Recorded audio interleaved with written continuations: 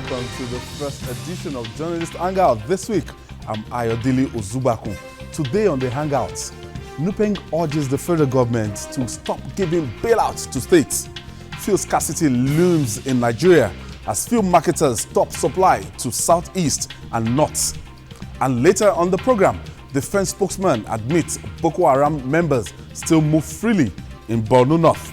I'll be joined by Babajide Kolade Otitoju, Lekon Shote and Tunde Abaton to talk about these issues. Journalist Hangout starts now.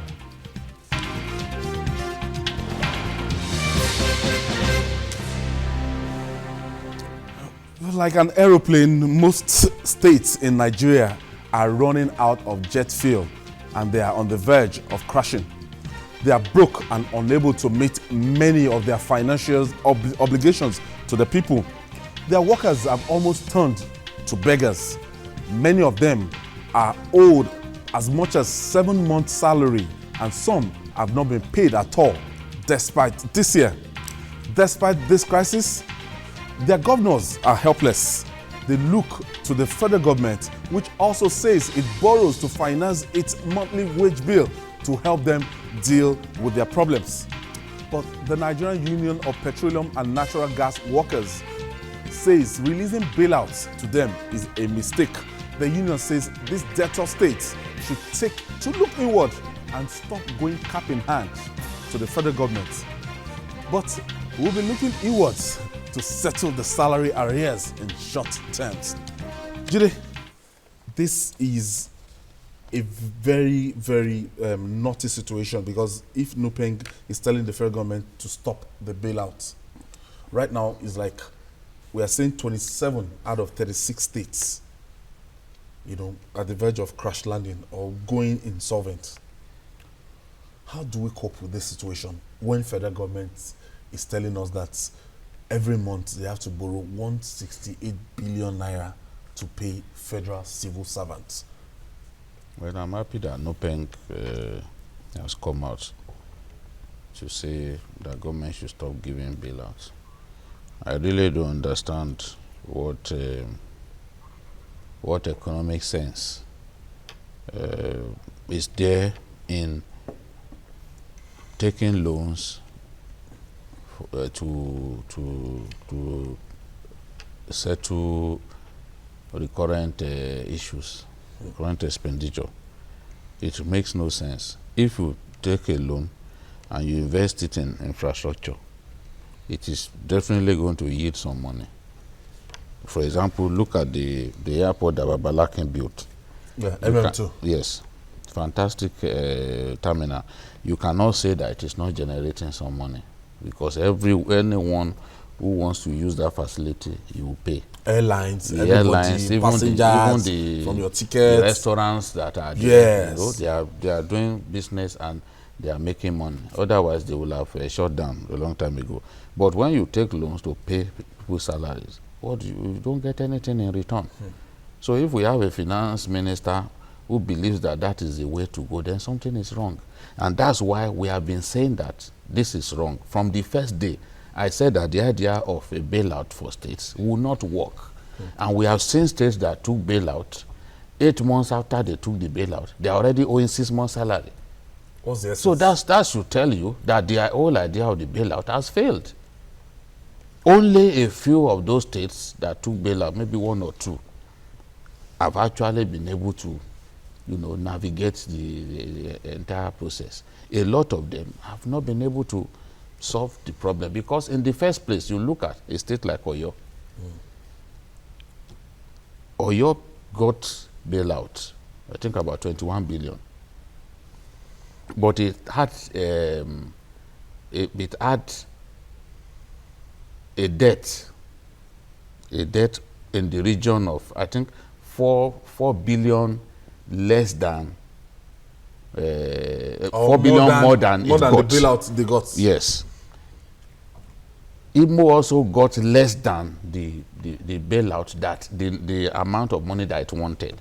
Most of those states got less than they wanted. So they still had outstanding. So you had that problem. You still had to pay. So the situation is they took the bailouts, a lot of them diverted it. Because I do not see how in a federal system, the federal government can give bailout to states and be able to monitor the use of the bailout effectively. They've not been able to do that. That's why you go and read the ICPC report. Because the ICPC report, clearly would discourage anyone who would think that this is an idea that is good. Because a lot of the governors diverted the funds. That's what the report says. For this bailout? Yes, the last bailout.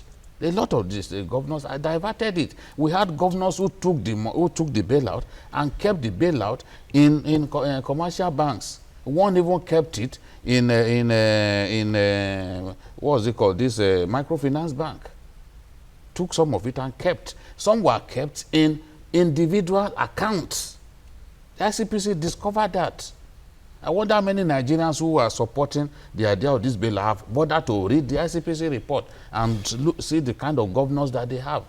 So this is the thing. If more Nigerians are saying, it is as apparent as daylight that these bailouts have not achieved the aim. Because we know how many states got bailout, and a lot of those states, the same states that got bailout, a lot of them are actually now in debt, owing their workers. And the states that didn't take bailout, a lot of them are there. Up till now, they continue to pay. So I do not even think that the states that can't pay salaries regularly are up to 27. Because I was discussing with the producer, and I said, see, if I count some of the states that I know have been able to pay salaries regularly, you will find that this figure that 27 Nigerian states can't pay is wrong. Because sometimes people just put stuff on the internet and we don't bother to investigate. We go ahead and say, oh, 27 can't pay, thereby validating the argument of some states that, oh, this is a bad situation, we can't come out of it. If a Borno state, despite the problems that it has, can pay every month, if a Kano can pay, even the Kano governor bailed out local governments that could not pay just this month. I'm saying that governors must look within, and that is what Nopeng is saying. Now, let me tell you what the governor of Niger has done now. The governor of Niger has paid June salary. You know what he did? He told the workers that I can only pay 70%. And he paid 70%. You know, before now he had been agonizing that, look, we are in this mess. They are trying to see how they can generate more revenue. I also listened to Governor Al Makura talking like that they might not be able to pay 100% of. Why don't you just do something? You know, the annoying thing about this guy, some of them have not even paid people this year. The annoying thing is you are refusing to pay. You are refusing to do anything. You just keep the money. When you look at this pattern, the way it's going, and you look at taking bailouts, the situation of the civil servants across the states is quite pathetic. These people, there's a particular state, they've not given them salary this year. And how do you expect these people to survive? And what kind of federalism are we practicing when IGR is close to zero? Well, actually, I think we have to accept the fact that initially the federal government it was a blunder to actually give the bailout in the first instance. Yes, as a business entity, when you want to bail out a business, what they do is they say it's going to receivership. And before it can go into receipt, they can drop a penny for that company. There must be an audit of the system, audit of the business of that particular company. They will conduct due diligence to know the true worth of the company, to know the depth, to take over the finances, and to know where to go, and which aspect of the business to inject money into, so that the business can continue to live. That is the business of the bank, to make sure that they can recoup their money. But in this, what we have discovered in Nigeria is that bailout has become a political instrument.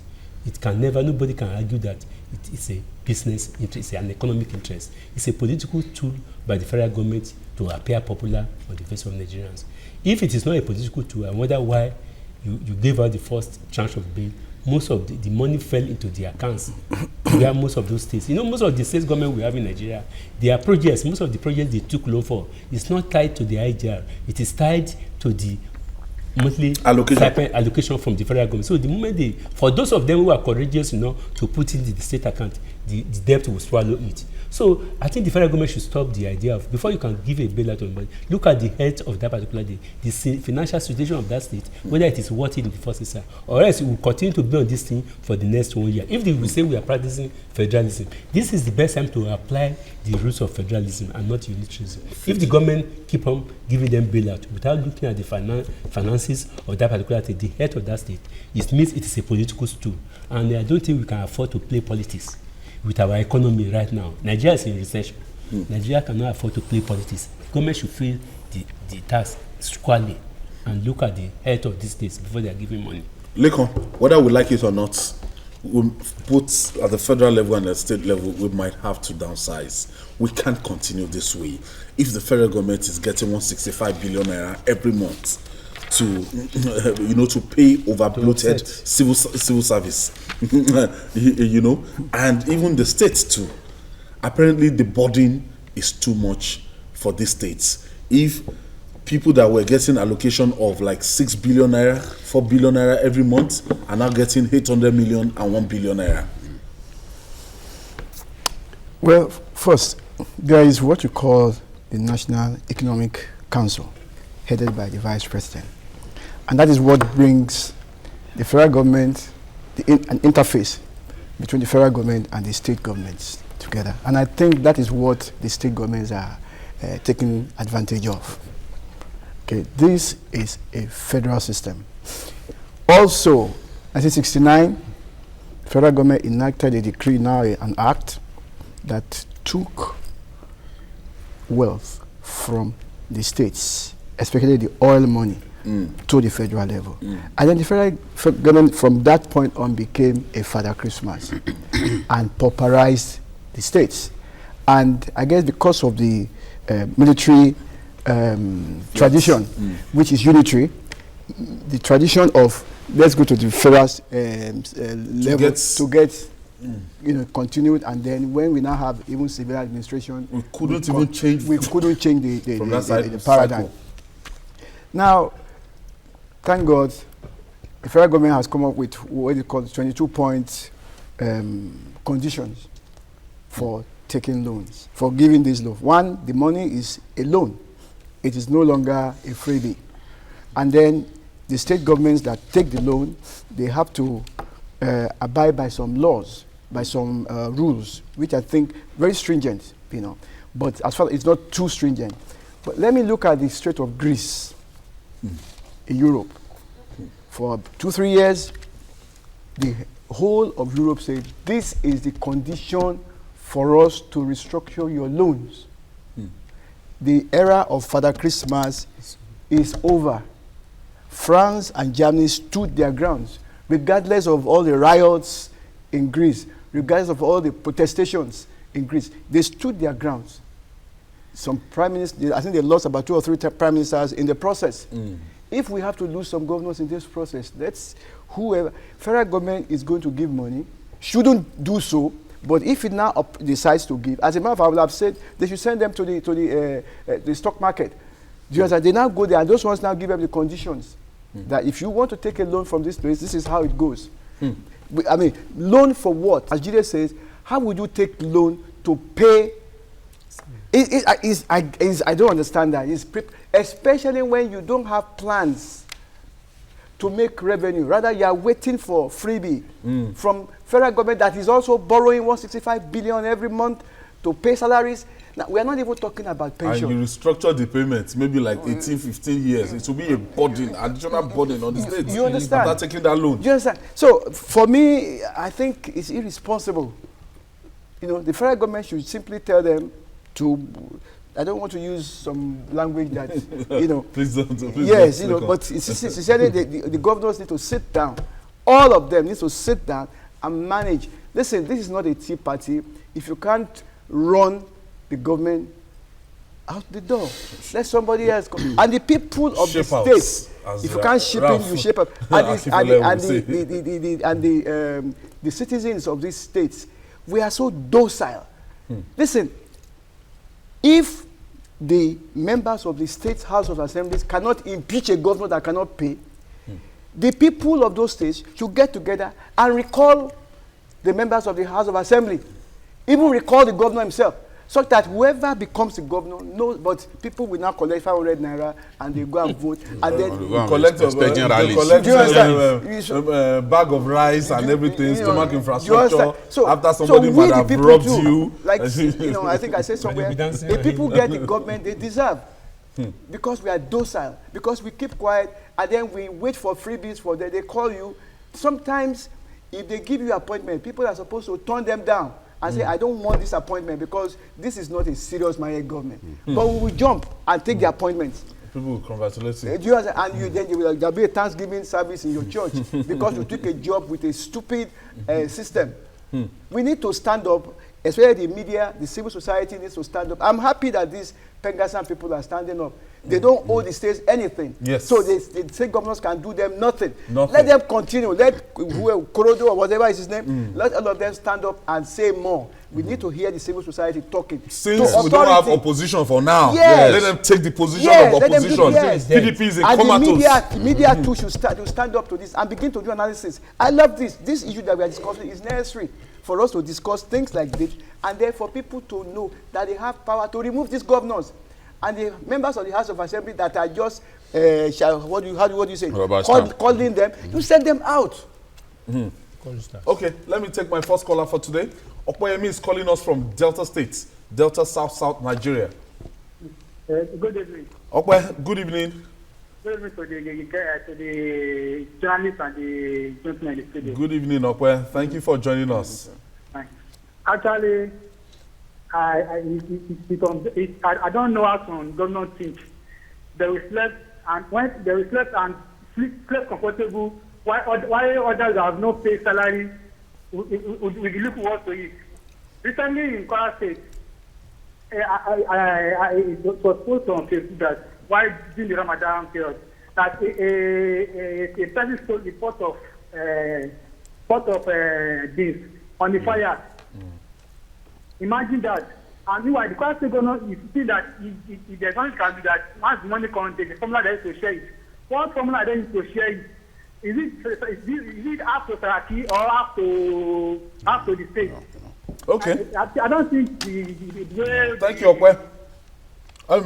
Jide, when we look at the situation now, a former vice president called for the structure of Nigeria. The incumbent vice president, Yomi Shibaji, said no. And somebody was saying it earlier this morning that it doesn't want to believe that vice president want to say no to restructuring, because that is what one of their campaign tool that they used. That if the vice president is now saying no, the way it is now, what we are saying now, if 100 billion naira comes to the table of the federal government, the federal government as an entity will take 52%. 774 local governments and 36 states will now go and share the 48%. And we are saying we are practicing a federal system of government where you don't have access, where the states don't have access into their natural resources. And those natural resources, they're the exclusive rights of the federal government. So are you saying that's why states can't pay? What I'm saying now, that some people are saying all this is as a result of the need to restructure the country. The vice president is saying, no, there's nothing wrong with the structure of the country. Because all the sector, most people, they are going on strike now. Most states cannot pay their salaries. And people are saying that, look, this structure cannot work. We cannot continue the way we are continuing. Are you saying that if the states get more, they will pay. They will be able to pay? So that I can now explain to you. If they get more what? I can now explain to you that there was a time that one state in Nigeria earned 46 billion in 1 month. But the same governor left office with a hefty debt stock. Let's not just join once the stadium it took a loan. Let's not join people to just mouth some arguments. You see, how come now that they are earning far less, some of them are able to meet their obligations? Why don't we just ask ourselves that question? So there's no need to restructure. It is not the issue of restructuring. Let me tell you, when people think that the federal government does not have to spend so much money, the military is under the control of the federal government. In terms of funding, the federal government has a responsibility to fund the military, to fund the police. Do you think that does not cost a lot of money? If you have to, if you have to fund the Nigerian military the way even some African countries fund their militaries, because our army, in fact, right now, Nigeria has the lowest army to civilian population ratio in the world. So you have a very small army. Where a country like Algeria will be having close to 2 million soldiers. You don't have up to 200,000 soldiers. So if we need to fund the military the way it should be funded, you are still flying Alpha jets in this age and time. Alpha jet. Which country is still flying around with Alpha jet? Which country? If you must fund the military the way it should be funded, then I'm looking at a situation in which you are buying some of the best weapons that America can roll out, and they cost a fortune to buy those weapons. You are talking about the customs. You are talking about the police, because we don't even have enough police. About 300. We don't have enough police, because the size of your police will be proportionate to the size of the population of the country. So these are responsibilities that the federal government must take up. These are responsibilities that the federal government must take up. The reality is, a governor that was not owing any state, that was not owing 1 month's salary, and went ahead to take a bailout, that the president said... Oh, was not owing? Yes. And he took bailout? Yes. Yeah. To do what? Because it's a freebie. Go and read the ICPC report and see how these governors misbehaved before you people start jumping to their support that, oh, it is because of the revenue allocation formula. The revenue allocation formula, even if we change it today, I can tell you that no state will earn like 46 billion that one state was earning some time ago. But what did they really do with the money? Free oil money. What did they really do with the money? They still left with hefty debt stock. A lot of these governors, you see bridges being built in Kano, being built everywhere. They took loans that they didn't have to take. They took loans to build those bridges. So the thing is, Nopeng is talking about the spendthrift, the attitude of these governors. And they are saying, look, governors should cut down on their expenses. As we speak today, I know a governor who has not been able to pay for 6 months. He has already jetted abroad with his family. They can't even stay in Nigeria to work. They can't stay to work in Nigeria. If they stay to work in Nigeria, they don't stay in their states. They go to Abuja all the time. The governors that are serious, that are holding their states, that are struggling to pay, majority of them are governors who are seeking second term. Because this is the era in which we must tell ourselves the truth. If you like, do revenue allocation formula. If the urge to waste money, just because you have access to it, if that urge does not diminish, there is no way that we won't be back to this situation. Today, are you corroborating what Jide is saying? Well, I think basically he was trying to say that there are certain things that we have to do first before restructuring. It is not about the name that you call a system of government that matters, but what government gives to the people, what it means to the ordinary man on the street. When you say it is region, is he able to pay his children's school fees? Is he able to feed himself?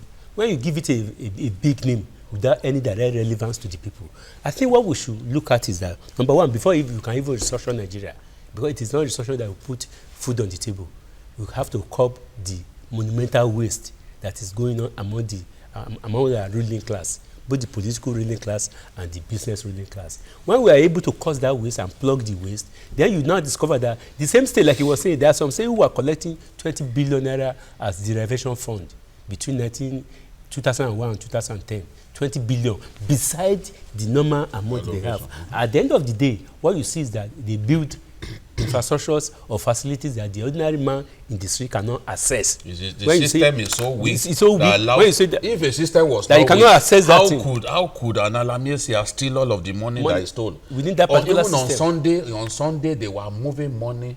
they were moving money from GTB into government. The other time a governor who claimed to be the best hospital in Africa have to jet out of the country to treat malaria. Is that the kind of country we are having? That same governor built a stadium. The VIP stand has bulletproof seats. And there's nobody to even stand at the How many matches have they played? How many matches have they played them? So the question now is that we must, before we can even restructure several times without plugging corruption and waste and the profligacy of our governors, especially our governors. Some of them, they will travel from Lagos to Abuja in charter jet. Okay, I know the governor Collins, 4 years, he didn't. Gentlemen, let me take Collins from Kaduna. Collins, thank you for hanging on. Yes, good evening. Bonnie. Good evening. Good evening, Bonnie. I want to say well done for a good job. Thank you, Bonnie. Otito Joe, I hope I get the name right. Yes. I think people like you with very deep thoughts, your service is supposed to be needed by this federal government. Thank you. He gets there, you pocket it. All right, go ahead. Thank you. Yes, I really appreciate every other panelist. And I must add that the Lupeng-Pengasin union are coming a bit too late. I think there are some things that have happened in the past or that are still happening in the system that Lupeng-Pengasin are supposed to show, to face the federal government. Unfortunately, they don't fold their hands. Federal government to abuse it, employing people as casuals, contract staff, and these are graduates. Some of them are even medical doctors, professionals. They are all there and nothing. They are just there as casuals, contract, and somebody is here collecting money at their expense. These are Nigerians who have equal stake with every other person. They just left them there, and they are there collecting stipends, while others are taking very large amount of money. They are there claiming to be Lupeng-Pengasin. I want to tell you that this country is supposed to go beyond where we are. Yeah. Yes, we are supposed to go beyond where we are. Nigeria is supposed to have moved forward. Nigeria is supposed to have moved forward. We are just here dragging our feet. Now, they are talking about bailout. What is their business with bailout? The system is dying, it's getting rotten. The refineries are not working, and they are talking about bailout. These are the same people who will go to federal government or go to their management and take pride, and nothing is happening. The system is rotting there. Go to the refineries and see what is happening. Thank you, Bonnie. Thank you, Bonnie. So the corruption this country has experienced. Thank you, Bonnie. Thank you for your contribution. Lekon, do you go with the restructuring argument or? Well, I want a restructuring. Why? But I do know that even if you restructure and you have this set of people, they will still run it the way they are running it. What do I need a restructuring for? You saw what happened during the time of Governor Bola Ahmed Tinubu when he was governor of Lagos State. He wanted to have more local governments so he can reach the governors can reach the grassroots. Yes. That's, as far as I'm concerned, that's part of the structuring we are talking about. Do you understand? It does not necessarily mean, for example, I liked us to have state police. I've lived in a country where I've seen state police at work. And you get out of your house and you speed. You are new in this town, in this city. And I say, yes. They say, well, you'll be speeding for too much. Be very careful. Then the plate number of your car, you need to go and change it to reflect this state. It has to be a local police that can do that. I will know you, identify you. Exactly. And those people don't get transferred out of the state. Like the Nigeria police will get transferred out of the state. Do you understand? So local policing, interface with the local government. I want a stronger local government.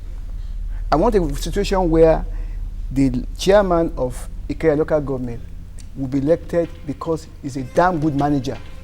The reality is we are not discussing restructuring.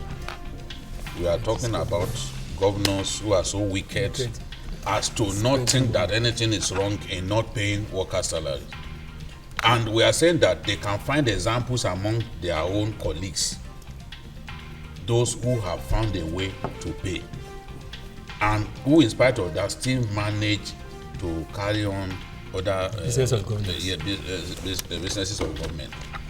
So if we are talking about restructuring, we could actually need a whole day. Because Because there are merits to restructuring. wide Merits of it, there are merits. I will topic. never Just oppose the- restructuring, for example. I will not.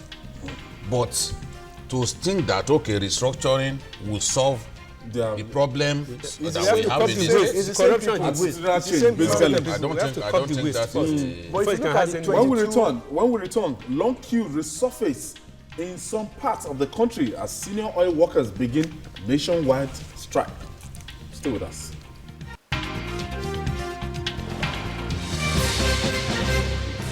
Welcome back. It's journalist Hangout. I want to say welcome to our viewers on the terrestrial platform. Last year, Nigeria's information minister Lai Mohammed said Boko Haram had been technically defeated. In February this year, the senator representing Borno Central, Babakaka Gabai, said it was a lie as the group still held territories.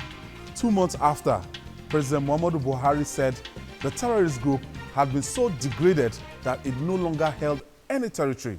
But in June, the Nigerian army announced that it has rescued 5,000 people, just underline it, 5,000 people who were held hostage by the same group earlier claimed to have been technically defeated or degraded. 5,000 people, people that would take their custody. Now, on Sunday, the Daily Trust newspaper quoted the defense spokesman, Rabi Abubakar, as saying Boko Haram flag is not hoisted in any part of the country. They may have what they call freedom of movement. They may have freedom of movement, but as a result of our operations, they are not capable of holding any territory. The paper claimed that the group still controls 3 local government areas in Borno State. Is the Nigerian army telling the truth about this war? A big puzzle, Jide. A big puzzle. If in one breath they're telling us that these people have been defeated, but we are going to accept the fact that it's not as bad as what it used to be. There was a time Boko Haram went to Yaya, they wreaked havoc. They went to police headquarters, wreaked havoc, this day building, wreaked havoc, and they were closing in, coming in. But right now, the federal government is trying to create that impression. And even last week, the chief of army staff opened one major road in Borno State, I think for economic activity to start. To those of us in the south, that shows that maybe these things have improved considerably. El Kanemi, one football group had their football match recently in Maiduguri, and So, Jide, what is the situation down northeast? I have said repeatedly that Boko Haram controls 3 local governments. 3 local governments. I've been saying that for months. So what the Daily Trust wrote is not anything new to me. Anybody who has been listening to me, watching me on this program, said it, that they control 3 local governments. So when someone says they are moving freely, and you are saying that they can't hoist a flag, I'm free to move around somewhere, and you are saying I can't host my flag there. What is the definition of moving freely? It's a contradiction. You see, they don't even know how to lie. When you want to lie to people, you must even lie tactically. Is it Nigerian army in this sense? Yes. What he said was exactly what the Minister of Defense said some time ago, that yes, there are some local government in Borno State where they still operate freely.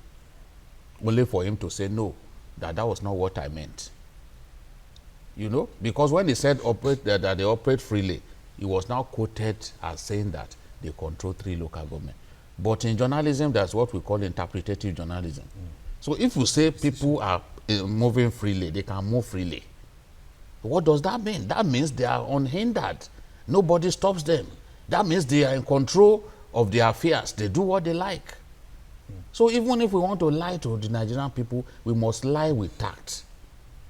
So the reality is, those local government, and I've explained, I said it, I'm sure you remember, that along the border with Chad, that they control those communities, those local government areas in those places. We are not even going there to flush them out. And the reality is, you cannot even say with certainty that those guys are not largely Chadian rebels.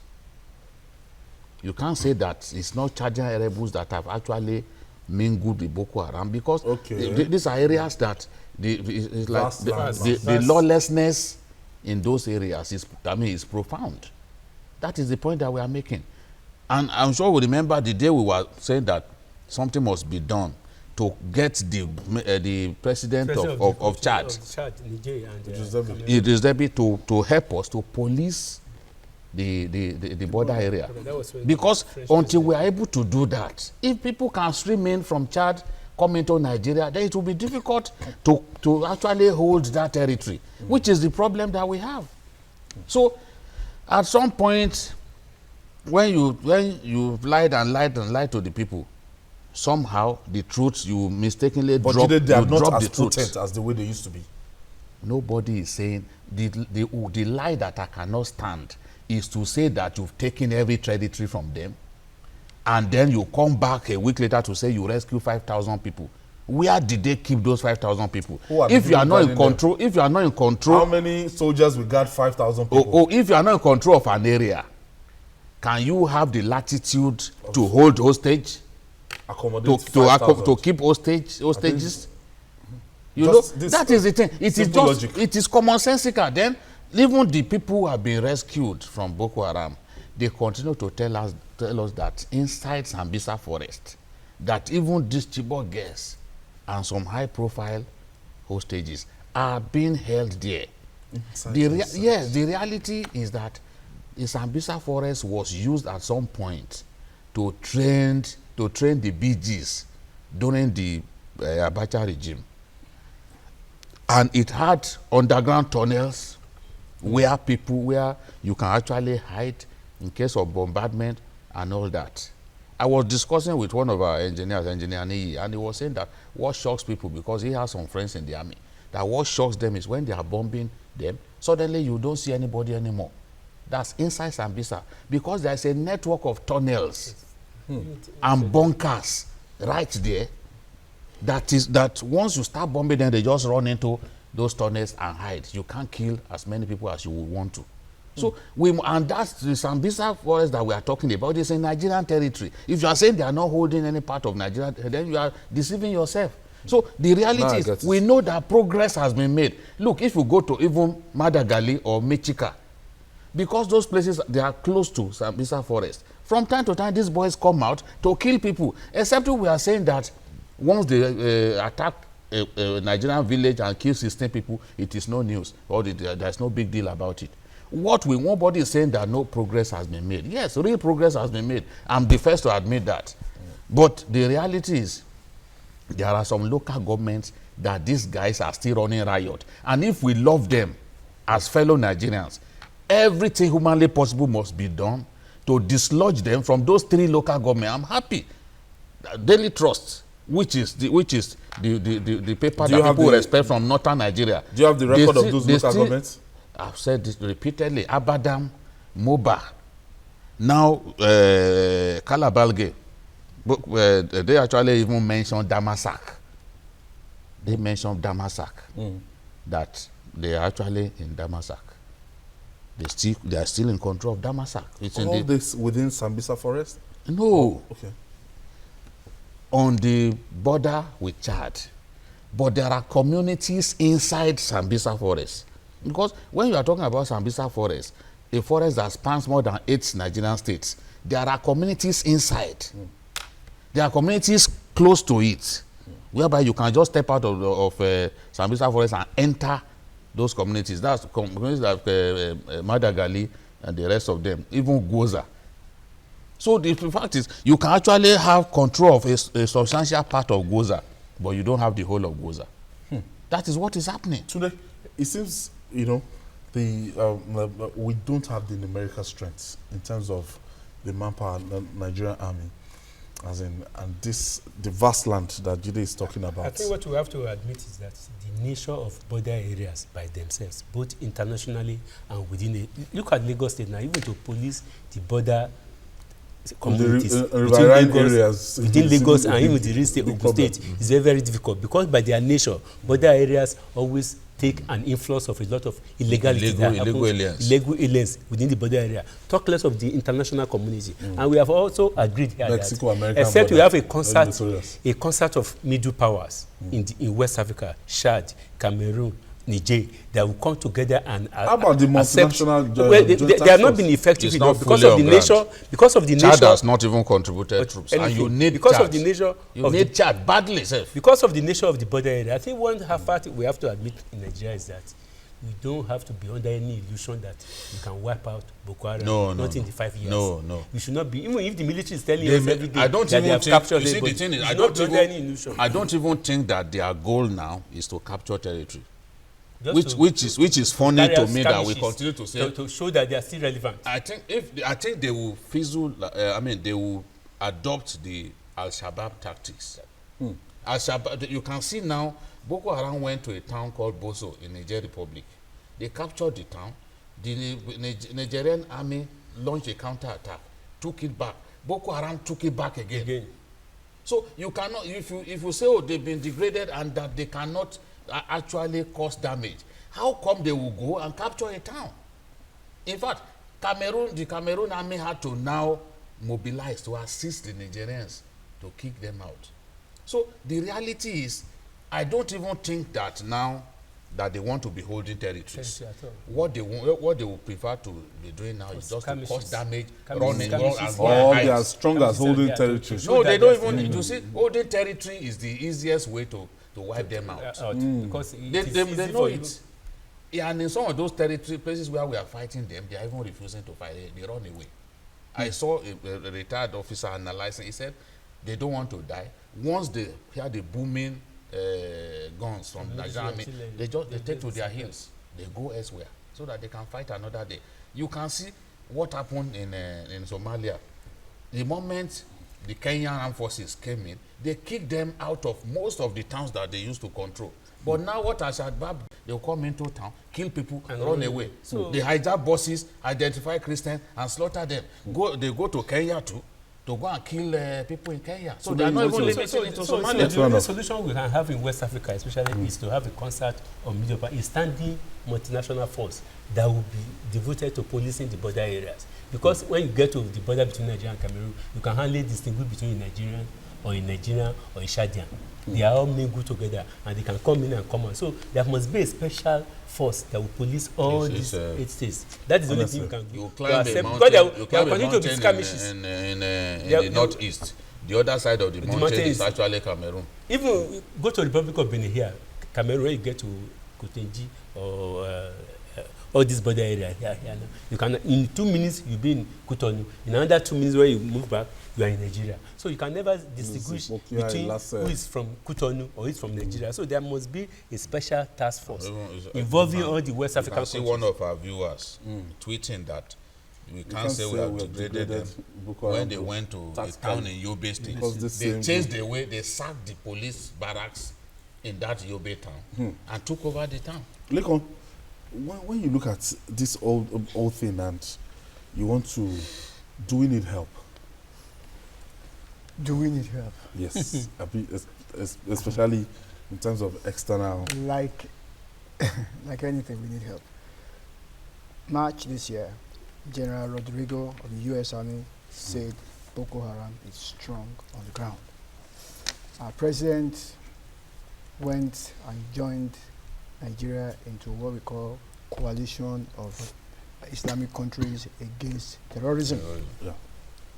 I can tell you for free that Saudi has not made good. Yeah, promise. One.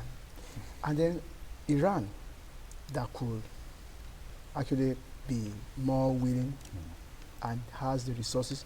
You know, why is Saudi Arabia not helping? Saudi Arabia is having problem with Yemen, its own neighbor, keeping the peace in Yemen. And of course, you and I know the resources too has dwindled like Nigeria. Iran, compromise the welfare of the Iran is probably willing to assist us.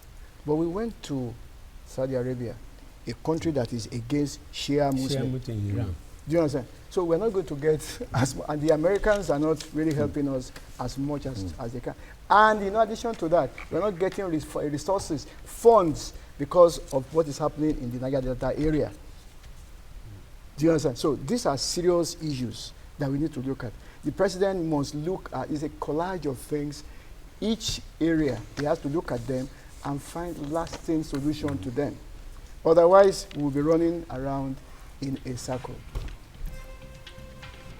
Well, moving on now, unless the federal government reaches an agreement with the Petroleum and Natural Gas Senior Staff Association of Nigeria, PENGASIN, Nigerians may have to go through another fuel crisis. Already, some states have started feeling the pain, but the situation might become worse on Wednesday when many oil depots run out of stock. Earlier today, the federal government and the union met, but the meeting was inconclusive. That's a breaking news that is just coming in, that the meeting between the federal government and the PENGASIN guys, both parties will continue talks tomorrow. Could we have avoided this strike in the first place? Babajide? If you look at the demands that those guys are making, then you really cannot blame them.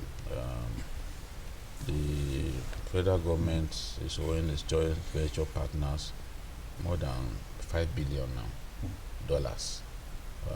As of November last year, Kachiku put the figure of the debt at $4 billion, but I know that it's higher now. And the reality is, the PENGASIN members are saying that because Nigeria is owing those oil companies, because oil, what we do, oil exploration, Nigeria does it in tandem with both local and foreign oil companies. So we are owing them. Because we are owing them, they are unable to pay worker salary. That some of them are actually owing their staff up to 6 months' salary. So why is it that we left this debt to climb and become this high? The last administration made enough money to be able to take care of this Cash calls. But it didn't do that. So now what do we do? Definitely the workers cannot sit back and watch their means of livelihood go up in smoke, and metaphorically go up in smoke. That's why they've said, okay, government must do the needful. They're also saying that the roads that lead to even oil installations, refineries and the rest, that the roads are in deplorable state, and that all attempts to get government to fix those roads, have yielded no result. Remember that some time ago in Rivers State, oil workers actually went on strike because of the poor state of the road that leads to the Port Harcourt refinery. And they are saying, look, no real progress is being made. They are also complaining about vandalization of pipelines, and they are accusing the security agencies of connivance in the vandalism that we are talking about. So they want concrete answers to the questions that they've come up with, and I believe that both parties should continue to talk, and hopefully the clear means of coming up without to pay, a clear plan of paying these joint venture partners will be arrived at, because if it doesn't happen, then you can be sure that even oil production in Nigeria will be negatively affected. A PENGASIN strike is not desirable right now. Yes, because now the federal government has many flanks on which it is fighting. Fighting the militants, as represented by the NDA and many others on one side. They're also fighting even the local thieves, those who are smuggling oil. They're also finding it very difficult to sustain their own particular contribution to joint ventures. Most of them, Shell, Chevron. No, government is not selling the oil by itself. They are not even mining it. They are going into joint venture. So when you cannot sustain all these angles, there's no way Nigeria can move on economically. There's no way the federal government will not continue to borrow money. to finance his recurrent expenditure. When you have to borrow to finance recurrent expenditure, then which means you are just losing any day because there is no money to plow back, to look back. None of the states, it is ironical, we said it earlier. Look at all the states in Nigeria. As far back as 1980, Yakonde was saving money almost every day. When they took over the government from, they made a lot of money in the coffers of Lagos State government. And yet, we are not, when we had good time, no state in Nigeria can lay claim to having $2 billion anywhere. Where? Except the governor of Borno, Anambra State. So we are just, the more we make money, we spend it. So the federal government cannot afford to open another flank this time around. Let them make sure that anything that has to be given to make sure that Pengassan will not join. That's right. In the hostilities that is already affecting the forces of Nigeria. Yeah, but the problem, where do they find the money? Kajiko has come up with the idea of working with some of those oil companies to fix the refineries, to maintain the refineries, and then they get paid some money. But by his own estimation, he will be able to clear the debt by 2017. Are these people prepared to wait until 2017? A Pengassan strike, when you look at even for our oil exploration, crude oil and everything, it will be affected. By the time it bites harder than this. There's no doubt about it. I mean, you and I know that Nigerians work both on the offshore as well as the onshore aspects of the oil industry. There's no doubt about it. But I want us to look at something. This Kachiku came up, I think, early this year about this unbundling thing. Oh, the seven departments. Yeah, and I think it was one of the major things that is affecting these guys because they are asking, when you unbundle, what do you do with us? It's the same problem that we had with NEPA when they said they were going to privatize NEPA. It's the same thing that is happening. People are asking, what happens to our pension funds? Do you understand? What do you do with us? Are you going to ask us to go home? Or the successor companies to NNPC, what happens to them? Are you going to repeal the NNPC Act? Or what do you do? We need to ask questions and nobody is answering. Yeah, but he has said that it's not unbundling, that it's just restructured. Look, that's semantics. That's semantics. Because he discovered that it can only be unbundled by an act of parliament. Then there is even some labor issues there. There's some directors that were asked to go, then they recall them back and say, oh, they have not done 10 years, so that they can now get pension and all that, gratuity and all that. I mean, how would you have asked them to go when you did without looking through thoroughly at their papers? It wasn't thought through well. Exactly. So those are the things that I'm not too impressed at the way we are doing some of the things we are doing. It's a Monday edition of Journalist Hangout, and that's where we touch down on today's edition. You can join us tomorrow for another interesting episode of the program. Watch the repeat broadcast tonight at 11. You can also watch Journalist Hangout on YouTube at youtube.com/TVC News Nigeria. I'm Ayodele Zubaku. Bye for now, and God bless Nigeria.